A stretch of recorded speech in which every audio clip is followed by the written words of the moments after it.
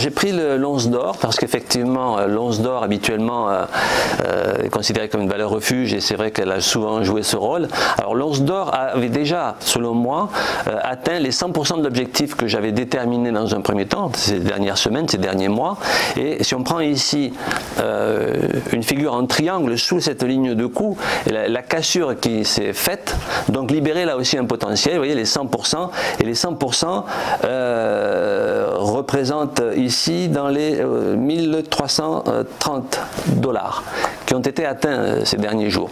Alors, malgré tout, je pense qu'il y a encore du potentiel de hausse sur l'or. Ce potentiel pourrait nous amener à 1364 $, qui sera la grosse résistance que nous avons au-dessus de...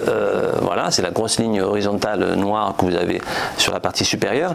Néanmoins, un retracement est possible avant d'arriver à ce stade-là. Pourquoi? Je vous ai tracé ici une divergence baissière, c'est-à-dire que le marché a effectivement dépassé les 100% de l'objectif. Paradoxalement sur la lancée du CAC, alors que habituellement c'est l'inverse qui se produit, mais ça semble être malgré tout un excès et donc cet excès pourrait être corrigé légèrement, en tout cas revenir sur l'oblique haussière que j'ai tracé sous l'once d'or, et ce cours à l'heure actuelle se situe à 1317. C'est-à-dire qu'on pourrait, l'once d'or pourrait revenir sur les 1317 pour éventuellement repartir. Et à ce moment-là, évidemment, il faudra franchir les derniers plus hauts, hein, donc les derniers plus hauts